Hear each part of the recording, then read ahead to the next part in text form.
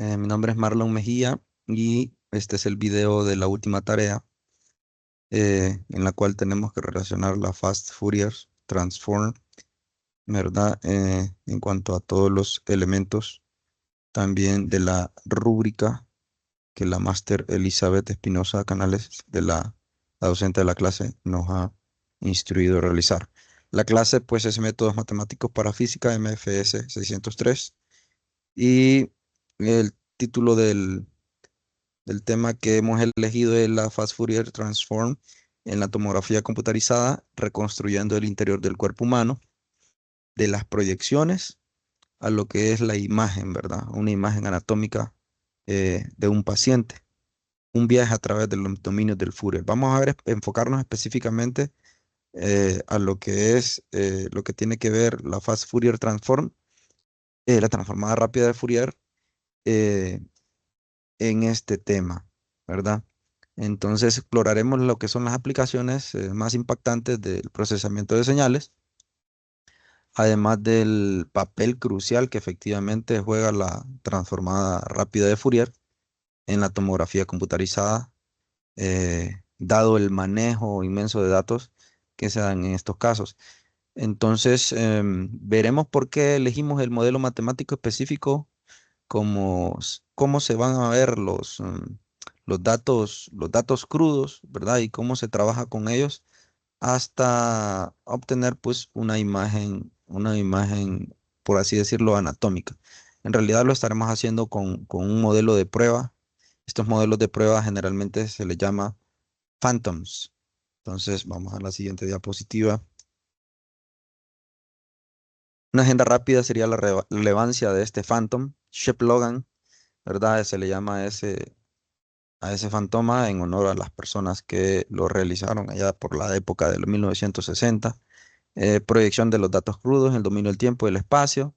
Vamos a ver también la magia de la transformada rápida de Fourier en el dominio de la frecuencia, interpretación de la frecuencia y al diagnóstico, y la conclusión, el impacto científico. Esto de acuerdo, como mencionamos, a la rúbrica de la cual nos ha hecho llegar la máster. Selección y justificación de los datos. Bueno, la tomografía computarizada es una herramienta que nos permite visualizar el interior del cuerpo humano. Antes de esto se tenían que hacer disecciones ya cuando los cuerpos estaban pues inertes, ¿verdad? Ya prácticamente para aprender de la anatomía humana era a través de autopsias en la antigüedad. Andreas Bisagli es uno de los pioneros en este tipo de trabajo, ver disecciones y todo eso, mientras que el 8 de noviembre de 1895 pues se volvió un hito el descubrimiento de los rayos X por Wilhelm Conrad Röntgen. Entonces eso evolucionó muy rápidamente de imágenes que son proyecciones a imágenes que se pueden reconstruir a través de algoritmos matemáticos y que se pueden ver no solamente en dos dimensiones, sino que también en tres dimensiones. Aquí estamos viendo el proceso de ilustración de la adquisición. Vemos el tubo de rayos X, los detectores, el paciente. Este conjunto tubo de rayos X detectores rota sincrónicamente con los detectores alrededor del cuerpo, haciendo proyecciones como fotografías, por así decirlo, pero con rayos X. Esas proyecciones se transforman en intensidades de señales que se conocen como perfil de sensibilidad. Y aquí está el esquema básico de cómo es el proceso de obtención de esas imágenes de una manera simplificada. Tubo de rayos X atraviesan los pacientes tienen diferentes atenuaciones en sus tejidos y esas señales atenuadas de los rayos X son recibidas por detectores. En los detectores se genera una señal eléctrica que se conoce como perfil de sensibilidad. Era una señal analógica, posteriormente se pasa a digital, ¿verdad? A través del conversor de analógico a digital, ¿verdad? Aquí lo podemos ver. Y posteriormente se va al proceso de reconstrucción o procesamiento. La palabra más adecuada sería reconstrucción, que es aquí donde, a pesar de que el diagrama muestra una computadora común y silvestre, es aquí donde están unos servidores, ¿verdad? Que esos son los servidores, caja de reconstrucción de imágenes 1, caja de reconstrucción de imágenes 2, que son los que tienen los algoritmos que van a involucrar lo que es, entre otros, la transformada rápida de Fourier. Entonces aquí vemos un esquema de la adquisición, tubo de rayos X rota alrededor del paciente y está generando diferentes proyecciones para obtener esos perfiles de sensibilidad que miramos anteriormente y obtener la señal con un conjunto de detectores para posteriormente generar una matriz, ¿verdad? Ya después del procesado, generar una matriz de atenuaciones, ¿verdad? Cada uno de los tejidos del cuerpo tiene coeficientes de atenuaciones lineales y cada una de esas proyecciones con lo que es el haz en tipo de abanico, va a generar un conjunto de datos que es inmenso, ¿verdad?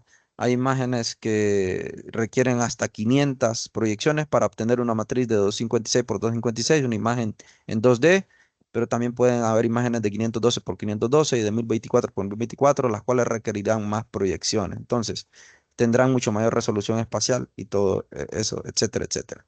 Esto es el resultado de la imagen, posicionamiento del paciente, lo que vemos acá, ¿verdad? Y cómo gira el conjunto de tubos rayos X. Son las imágenes finales que se obtienen de ese tipo de estudio. Bueno, matemáticamente, ¿qué es matemáticamente el fantoma Shepp-Logan? Bueno, el fantoma Shepp-Logan nos permite simular un cráneo de un paciente, ¿verdad? Es una función, en realidad, una función matemática, ¿verdad? Es un conjunto de elipses y ese conjunto de elipses se puede ilustrar, se puede representar, ¿verdad? Con lo que son estas ecuaciones que vemos aquí en función de X y de Y. En este caso es una función matemática que mencionábamos f de X y Y que representa la sección transversal de una cabeza humana, que ya lo vamos a ver más adelante compuesta por elipses superpuestas. Cada elipse tendrá un parámetro bien definido, ¿verdad? Su ubicación, su centro, sus semiejes, como todo elipse, y que también tendrá relación con una densidad, ¿verdad? Imitando lo que son los tejidos del interior del cuerpo humano. Esto es lo que representa esta función, lo que es el fantoma Shepp-Logan. Esta representa las densidades y esto representará las posiciones de las elipses. N es el número de elipses, generalmente 10, ¿verdad? En el modelo clásico. Y delta rho sub k es la densidad o antidensidad de los del elipse, del késimo elipse. E sub k de xy sería la función total, ¿verdad? Que vale 1 dentro de lo que es la elipse y k de la elipse k y valdrá 0 fuera de esa elipse. Esto es lo que nos proporciona la función de intensidad para la elipse individual K, ¿verdad? Esta nos da los késimos elipses que vamos a ver en el fantoma, que posteriormente vamos a mostrar una imagen de ello, y está denotada por esta ecuación que vemos aquí. La densidad sub K sí cumple esas condiciones que estamos viendo aquí, dependientes del coseno del ángulo, de acuerdo a las proyecciones, como ustedes ya vieron, es una proyección axial que se va haciendo alrededor del paciente, ¿verdad? Y en caso contrario será cero. ¿Qué más podemos observar aquí? Estamos viendo también lo que es la imagen completa del fantoma Shepp-Logan, función de fx y y que mencionábamos, que va a ser una sumatoria desde k igual a 1 hasta n de e sub k de xy, donde ya sabemos que e sub k, eh, dependiente de x y y, es la función de intensidad para la elipse individual k, donde n también será el número total de elipses, que en el caso pues del fantoma Shepp-Logan es de 10. La definición concreta del fantasma viene dada por, el fantasma o fantoma Shepp-Logan, viene definida por los valores numéricos, esos parámetros para cada uno de ellos, que dependiendo de los elipses que contiene, existen diferentes versiones principales. Nosotros vamos a utilizar la que es la original, ¿verdad? Eso fue desarrollado por Larry y Shepp-Logan en el 1974, más precisamente. Los valores de atenuación Rho sub K tienen un contraste muy alto, ¿verdad? Lo que lo hace útil, pero un poquito menos realista, ¿verdad? Ya lo vamos a comparar con un cráneo, ¿verdad? El algoritmo de reconstrucción más común, fundamental, que se utiliza en la TC es lo que se llama la retroproyección filtrada o filtered back projection, ¿verdad? Y lo que es la Fast Fourier Transform, la transformada rápida de Fourier, es un componente central de lo que es este algoritmo, ¿verdad? Y lo hace, precisamente es lo que hace computacionalmente viable que podamos ver el interior del cuerpo humano, o sea, hacer esta reconstrucción. Vamos a pasar a la siguiente diapositiva. Aquí vemos los parámetros típicos, ¿verdad? De lo que es ese fantoma, Shepp-Logan. Cada elipse se define por un centro X0, semiejes A y B, uno horizontal, uno vertical, como todo elipse. El ángulo de rotación es el phi, la intensidad delta rho, que denomina identifica o simula las diferentes densidades del interior del cuerpo humano. Como mencionamos, es representativo de un cráneo. Entonces, para no estar haciendo simulaciones directamente en un paciente, pues se utiliza este fantoma para verificar algoritmos de reconstrucción que optimicen este tipo de trabajo, ¿verdad? Y aquí vemos un ejemplo concreto con números, ¿verdad? De una diferencia de densidad de 2, una alta densidad simula un hueso, ¿verdad? Bajas densidades denominarían un tejido blando, por ejemplo, ¿verdad? Pero bueno, esa es parte de la parte clínica. Entonces tenemos lo que es uno de los ladrillos fundamentales que hace posible la tomografía computerizada, que es la proyección de la transformada de Radon o transformada de Radon, ¿verdad? Creada por Johann Radon, ¿verdad? En la tomografía se miden proyecciones integrales, o sea, integrales en línea de la imagen del fantoma que mostramos anteriormente, ¿verdad? Vamos a regresar por acá. Vamos a ver el fantoma. Sí, el Fantoma Shep Logan acá está. Este es el Fantoma Shep Logan. ¿Ven? Hemos hablado bastante de él, por eso quise adelantarme un poquito para que lo vean. La función que vimos anteriormente en la introducción simula esos elipses, que obviamente si vemos esta otra imagen, pues tiene un similar parecido a lo que es un cráneo, ¿verdad? Entonces, en lugar de hacerlo en un ser humano, lo hacemos en este Phantom, ¿verdad? Y lo postprocesamos para poder ver la validez de un tipo de algoritmo de reconstrucción nuevo, etcétera, etcétera. Regresamos entonces a la transformada de Radon. Esta transformada de Radon específicamente nos muestra esta función que depende del ángulo y depende de la distancia que tiene lo que es el paciente de lo que es lo que se conoce como un isocentro, ¿verdad? La tomografía se miden proyecciones, ¿verdad? Que son integrales de línea de la imagen y la proyección P teta de T a un ángulo teta se define efectivamente como esa función que vemos ahí. Un integral doble de menos infinito más infinito de la función de x y, que ya la conocemos. Y este es un artilugio matemático que nos permite tener solamente que esta función delta es básicamente ese artilugio que nos permite reducir la integral doble básicamente a un área donde la integral más bien es una integral, una línea sobre una trayectoria específica, que es exactamente lo que se mide en una máquina de tomografía computarizada. Delta ya conocemos, es la delta de Dirac y t es la distancia desde el origen a la línea de integración. Es decir, pues a pesar de que tenemos esta integral doble, este delta de Dirac nos la transforma en una integral de línea, ¿verdad? Nos facilita lo que es la tarea. Aquí vemos lo que es el teorema de la proyección del corte, Projection Slide Theorem. El teorema conecta las proyecciones de la Fast Fourier Transform y establece que la transformada de Fourier en una dimensión de una proyección P de teta de t es igual a una rebanada, ¿verdad? A un slice, por así decirlo, a un corte anatómico del paciente, una representación del corte anatómico del paciente, ¿verdad? Como ya sabemos, el proceso de adquisición de la tomografía es axial y es por cortes, ¿verdad? Si usted quiere hacer un volumen completo de un cerebro, pues entonces lo va haciendo por cortes, ¿verdad? En este caso, en la función axial. Entonces, reiteremos la transformada Fourier rápida en una dimensión de una proyección nada más que depende de teta y de t es igual a una rebanada en 2D de la Fast Fourier Transform de la imagen fx de y en el mismo ángulo teta. Matemáticamente, pues lo vemos aquí, la transformada Fourier de esa proyección, ¿verdad? Y nos da este resultado dependiente de lo que es el coseno de teta y el seno de teta y la función u, donde u es la frecuencia en la dirección de la propagación, ¿verdad?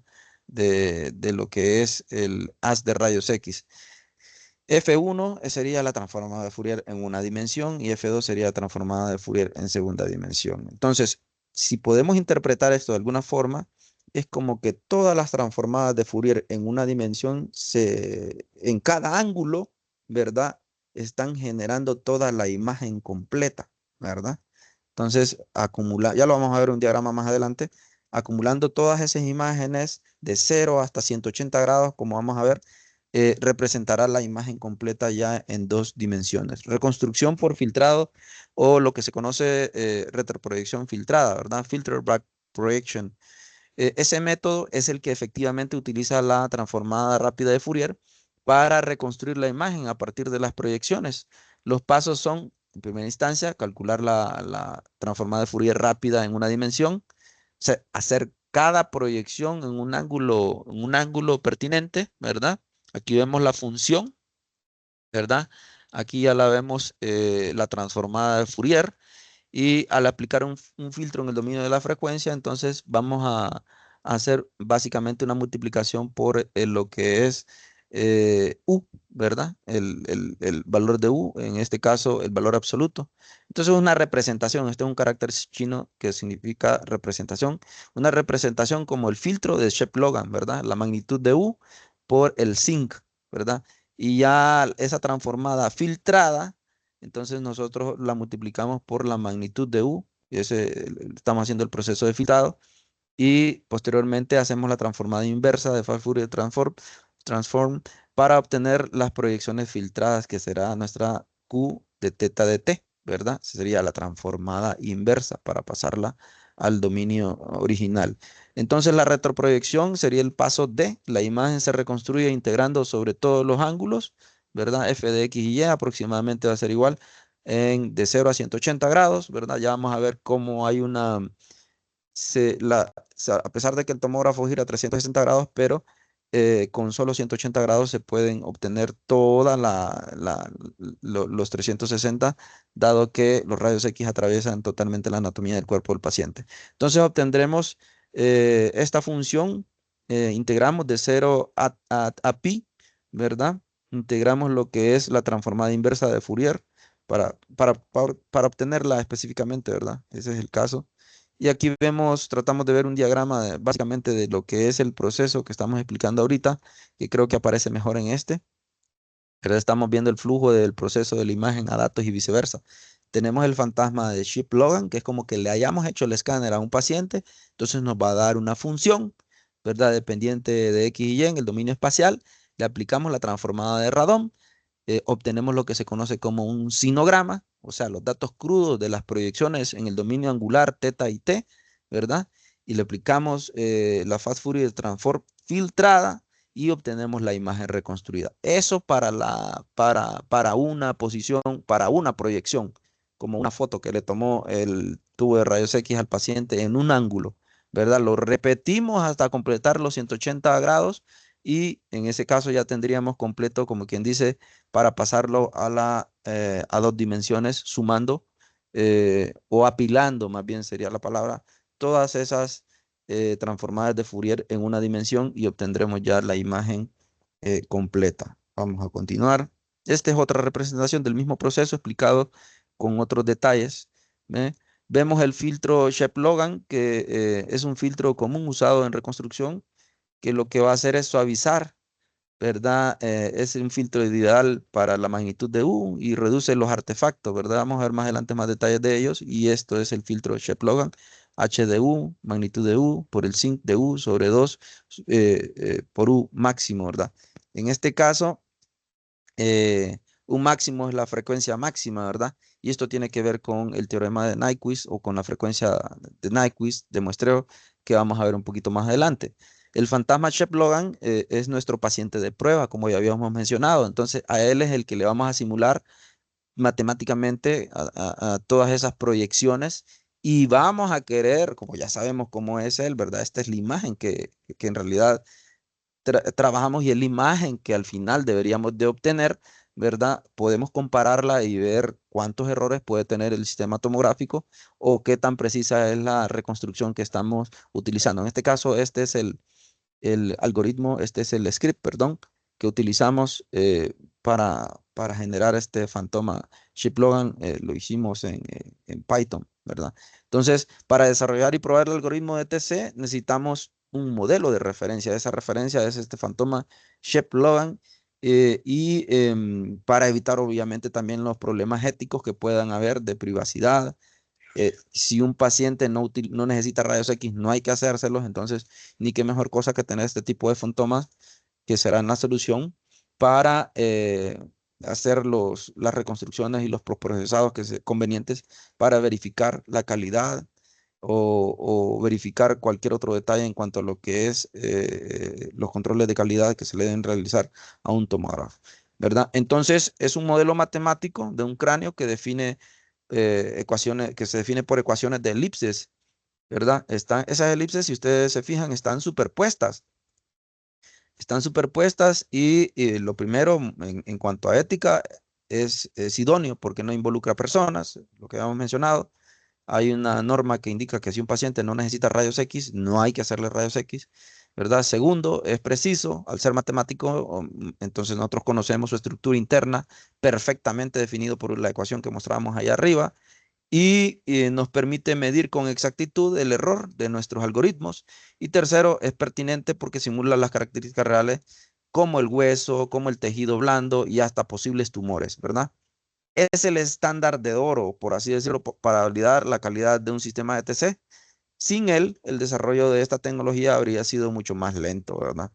Em, Pasamos a la siguiente diapositiva, vemos la comparación. Efectivamente, nosotros podemos poner o diseñar otro Fantoma Shep Logan que pues muestre una patología o algún tipo de enfermedad, ¿verdad? Que queramos nosotros practicar sobre él y generar filtros de reconstrucción que puedan precisamente visualizar esas patologías. Pertinencia, simula la perfección la anatomía de un cerebro, cráneo, líquido cefalorraquídeo, tejidos, posibles lesiones, etcétera, etcétera, permitiendo hablar que la precisión de la reconstrucción sea la idónea, ¿verdad? La reconstrucción se refiere a algoritmos matemáticos que filtran o que hacen algún tipo de procesamiento a los datos para poder visualizar las imágenes con una precisión, con la mayor precisión. Conexión con el campo.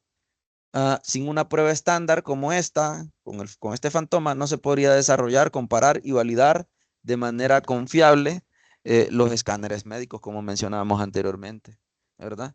Em, el código que habíamos visto anteriormente, pues es el que define matemáticamente ese Fantoma, ¿verdad? Junto con la función que ya habíamos visto ahí arriba, ¿verdad? Las densidades simulan las diferentes moléculas, los tejidos óseos, de líquido cefalorraquídeo, los globos oculares, etcétera, etcétera. ¿Qué más? Bueno, pasemos a la siguiente. Representación el dominio del tiempo y el espacio. Aquí es donde vamos a, cuando ya trabajamos con los datos. Los datos crudos, a los datos crudos se le llama sinograma. Un escáner de CEPT no captura una imagen directamente, ¿verdad? Sino que como vimos, lo que hacen los rayos X al atravesar el paciente es atenuarse y esas diferentes atenuaciones son recibidas en los detectores, un conjunto de detectores, generalmente se le llama banana detectores, los que reciben esa señal, ¿verdad? Es una señal analógica.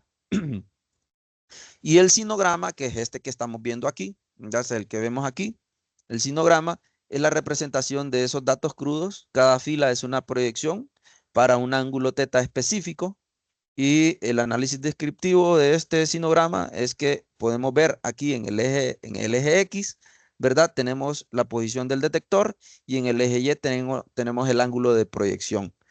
La intensidad en cada punto nos dice cuánta energía fue atenuada en esa trayectoria. Vemos que las estructuras curvas del fantoma se manifiestan como patrones sinusoidales en ese gráfico, de ahí el nombre, ¿verdad? De fantoma, perdón, de sinograma.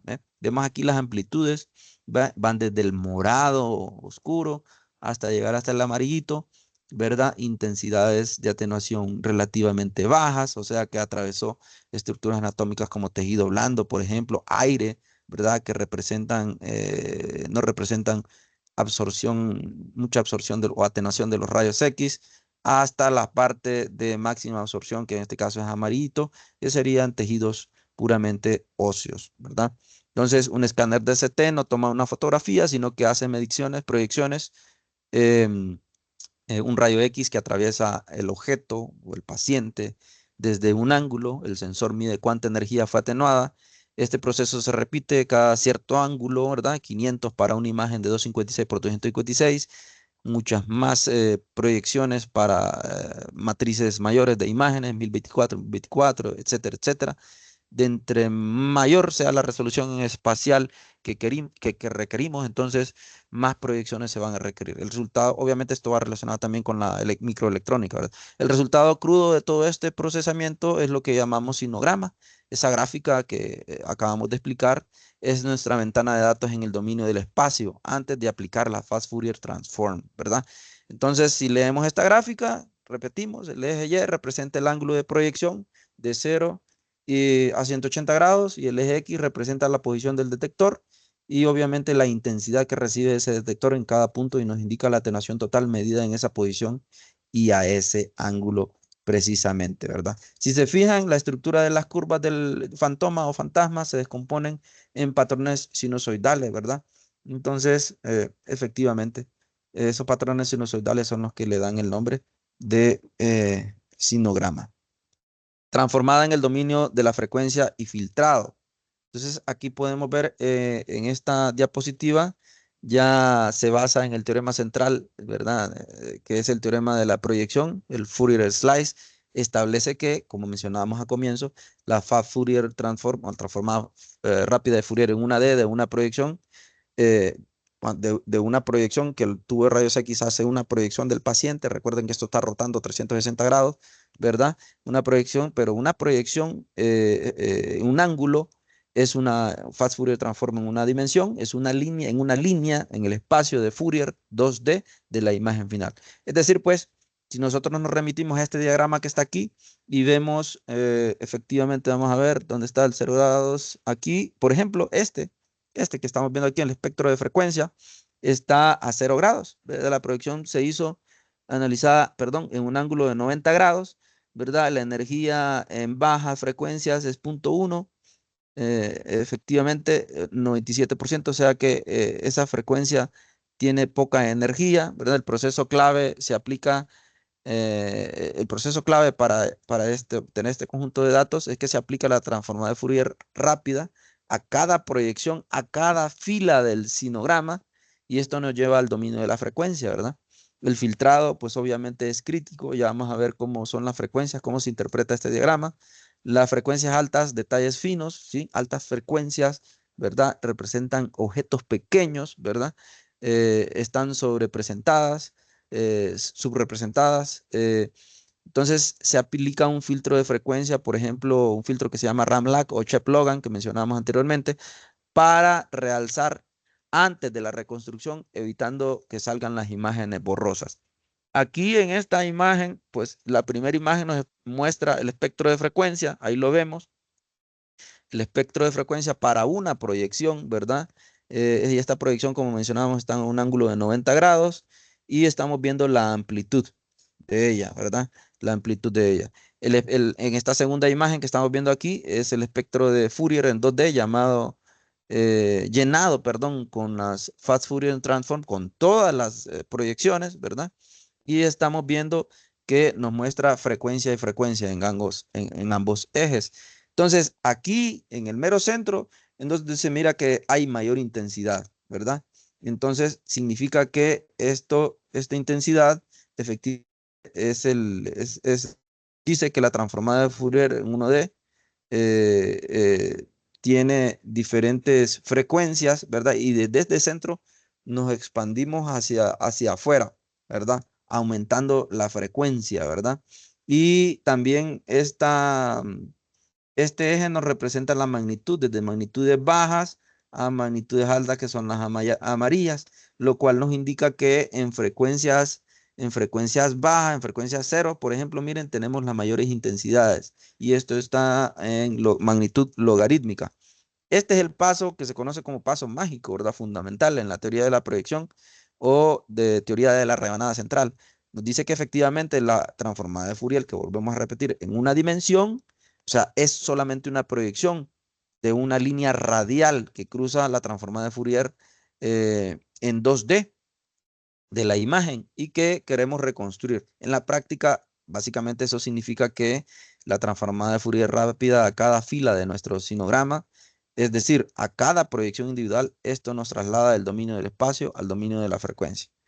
Lo que estamos aquí viendo, hay un detalle fundamental que estamos en el dominio de altas frecuencias que corresponden a bordes o detalles finos de la imagen. Tiene una amplitud muy baja. Miren, las altas frecuencias aquí, altas frecuencias, miren, altas frecuencias alrededor así. Si lo miramos como de forma radial, ¿verdad? Tiene amplitudes bajas que son de rojo, negro, ¿verdad? Tirando a tonos rojizos, ¿verdad?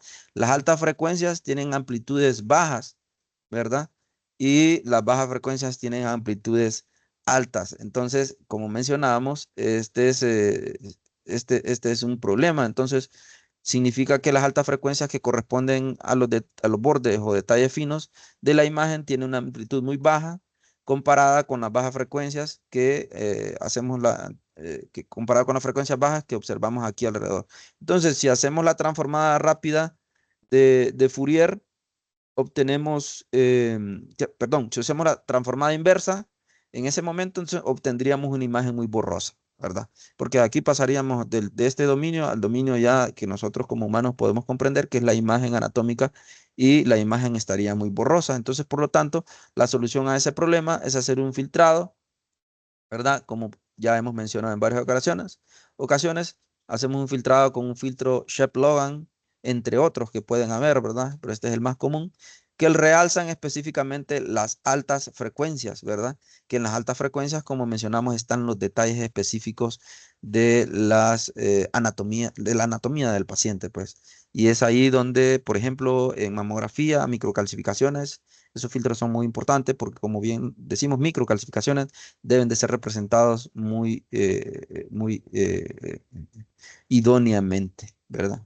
Tienen que tener una representación muy fidedigna. Matemáticamente el problema es compensado específicamente por ese filtro, ¿verdad? Y es un paso absolutamente crítico que depende por completo de operar en el dominio de la frecuencia gracias a la transformada rápida de Fourier. Entonces, este es como un diagrama radial, ¿verdad? Miren que van desde las frecuencias, altas frecuencias, bajas frecuencias.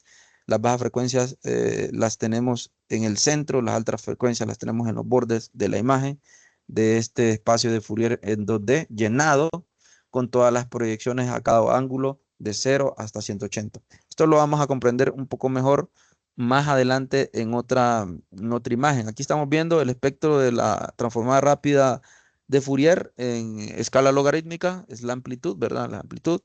Y estamos viendo en este caso en función de los ángulos, como mencionamos. Este es como el apilamiento de cada proyección, como mencionábamos anteriormente. Cada una de ellas a cada grado es la transformada en una dimensión de Fourier, la Fast Fourier Transform en una D, ¿cierto? Entonces aquí tenemos de 0 hasta 180 y de igual forma las intensidades cumplen con la misma escala que teníamos anteriormente. Las intensidades rojas, negritas o tirando rojizos son intensidades bajas y las amarillas son intensidades altas. ¿Por qué se ve de 0.5 a 0.5? Bueno, el límite de Nyquist es la frecuencia máxima teórica, en este caso es 0.5 que se ha encontrado en ese conjunto de datos. El contenido espectral útil significa que la energía está concentrada en 0.4, efectivamente por el colorcito que estamos viendo, más o menos 0.4. Decaimiento natural de las señales reales tienen poca energía cerca de Nyquist, ¿verdad? Eh, ¿Qué más? Visualización. Se recorta para mejor visualización del contenido, ¿verdad? Ese es un recorte que estamos viendo en esta parte de la imagen. Y el significado físico, pues la frecuencia cero es una componente DC del valor promedio, más o menos 0.4 serían frecuencias espaciales altas, que representan, como ya hemos dicho, las frecuencias altas representan detalles finos, ¿verdad? Hablando en la parte anatómica, representa estructuras anatómicas pequeñas, ¿verdad? Todo lo contrario para lo que son las frecuencias bajas, que representan estructuras anatómicas grandes como ser el borde del cráneo, etcétera, etcétera, ¿verdad? Sí, ahorita estamos hablando de cráneo, pero hay otras estructuras anatómicas que podemos imágenes de él. En este estamos hablando del fantoma, entonces estamos hablando del elipse más grande, que son frecuencias espaciales bajas, y los elipsitos pequeñitos se le corresponderían a las frecuencias espaciales altas. El límite más o menos 0.5 representaría entonces los detalles más finos posibles en resolver, por eso tienen las mayores intensidades. Y pues en tomografía computarizada hay dos parámetros muy importantes. No solamente es tener una mayor capacidad de poder ver objetos pequeños que va relacionado con las altas frecuencias, ¿verdad? Espaciales, sino que también lo que es la resolución de contraste, ¿verdad? Que poder diferenciar entre dos frecuencias espaciales diferentes, ¿verdad? Que representarán en la imagen real dos objetos diferentes. Eso refleja que el fantoma, Shep-Logan, tiene un poco un contenido de alta frecuencia, ¿verdad? Y poca energía, cerca de más o menos 0.5. ¿Qué más tenemos aquí? Eso es típico, esto que acabamos de mencionar, según la teoría, es típico en las imágenes médicas, ¿verdad? Em, Repetir esta imagen es el espectro de Fourier en 2D representado en coordenadas polares, ¿verdad? Donde va desde el eje X, va desde 0 hasta 180, ángulo de las proyecciones que mencionábamos. El significado esencial es que cada rebanada vertical, un ángulo teta específico, representa una transformada de Fourier rápida en una dimensión. Si apilamos todas esas transformadas rápidas de Fourier en una dimensión, obtenemos la transformada rápida de Fourier en dos dimensiones, ¿verdad? El espectro de Fourier en 2D completo sería el objeto total. Esa visualización demuestra que el teorema de la rebanada central en cada proyección del ángulo teta llena una línea radial en el espacio de Fourier a 2D a ese mismo ángulo. ¿Qué más? Ya lo hemos mencionado, las frecuencias bajas en el centro contienen la información de contraste, las altas frecuencias, los bordes, ¿verdad? Contienen los detalles finos, la estructura radial muestra cómo se adquieren los datos efectivamente angularmente. El conjunto de tubos radios equidetectores está girando alrededor de manera axial del paciente, ¿verdad? Alrededor de un eje longitudinal que es imaginario, que va a través del paciente en toda su dimensión de altura, ¿verdad? Se le llama eje Z en algunas ocasiones. También observamos que hay una simetría, ¿verdad? En el espectro de frecuencias. Las frecuencias negativas no mostradas completarían el patrón, ¿verdad? Completarían el patrón. Algunas limitaciones del muestreo, pues puede ser que salgan algunos artefactos del proceso de discretización en la adquisición de datos. Componentes de frecuencia, por ejemplo, hay frecuencias ausentes como las frecuencias espaciales que no están presentes en el objeto escaneado. ¿Qué más? Vamos a la siguiente diapositiva. Este es lo que estamos explicando también básicamente. Esta es otra forma de verlo. El espacio de Fourier en 2D con líneas radiales del teorema de la rebanada central. Aquí vemos, miren, el proceso de adquisición, la proyección primera, que sería una Fast Fourier Transform en una D a 0 grados, 15 grados, 30 grados, 45 grados, 60 grados, 75 grados, 180 grados. Y ustedes se fijan en un patrón que es similar la parte superior a la parte inferior. Entonces, con obtener solamente de 0 a 180 grados podemos obtener el volumen completo. Explicación del por qué de 0 a 180 grados solamente aparece esas líneas radiales, pues es una propiedad de simetría. En tomografía existe la propiedad fundamental donde una proyección a un ángulo teta, como habíamos dicho anteriormente, es idéntica a la proyección del ángulo teta más 180, pero con el orden de los detectores invertido, ¿cierto? Entonces, las proyecciones entre 180 y 360 contienen información redundante. En el espacio de Fourier de 2D que vemos aquí, se completa solo con 180 grados de proyecciones. Cada línea radial a un ángulo teta es idéntica a la línea del ángulo teta más 180, lo que habíamos dicho anteriormente. En la práctica los sistemas de TC modernos suelen adquirir entre 180 y 360, dependiendo de la geometría, de la forma del abanico del haz de rayos X, pues entonces dependerá la reconstrucción y siempre puede hacerse con solo 180 grados de datos sin pérdida de información teórica. Y el script que nos generó esta imagen, que lo vamos a compartir en el documento científico que vamos a mandárselo a la máster, ¿verdad? En el script se va a mostrar visualmente esa propiedad y obviamente se observa en la imagen, ¿verdad? De simetría, y con las proyecciones adicionales más allá de 180, entonces serían redundantes. Aquí estamos viendo efectivamente esa misma magnitud que mencionábamos que tiene la Fast Fourier Transform. No es necesario hacerlo al conjunto de datos totales, sino solamente de 0 a 180, que en la práctica es de 180 a 360. La magnitud, observamos, ¿verdad? Magnitudes mayores, colores intensos, amarillo hasta el blanquito, como el blanquito. Magnitudes menores, vemos aquí de negro, rojo, Están las menores, ¿verdad? Que son la magnitud de colorcito negro. Aquí en esta otra imagen vemos lo que es todas las transformadas de Fourier rápidas en una dimensión a cada uno de esos grados. Desde 0 hasta 180. Siempre con magnitudes eh, logarítmicas. Y las unidades son arbitrarias en este caso porque en realidad las unidades no es del interés en este caso. Teorema de la rebanada central, cada transformada de Fourier en una dimensión, transformada rápida de Fourier en una dimensión de una proyección de un ángulo teta, corresponde a una línea radial, como lo vemos en esa imagen que está ahí. Vamos a pasar a la siguiente. El proceso de normalización, ¿cómo se llega a las unidades arbitrarias? Bueno, se define la frecuencia más alta posible, llamada frecuencia de Nyquist. En una imagen digital es la frecuencia que representa la alternancia entre píxeles claros y oscuros. Es el ingrediente de más alta frecuencia que puede existir en la imagen, según la teoría, y se normaliza en el eje de frecuencias. A esta frecuencia máxima se le asigna el valor de 1 o a veces -1 y 1 como en el gráfico que nosotros tenemos acá. Todas las demás frecuencias se expresan en relación a ese máximo. Entonces, una frecuencia de 0.5 unidades arbitrarias significa que la mitad de la frecuencia máxima posible alcanzable, ¿verdad? Este proceso de normalización aquí vemos, ¿verdad? Una fórmula utilizada y con el ejemplo que estamos viendo acá específicamente del cual estamos hablando. Interpretación y análisis disciplinar, ¿verdad?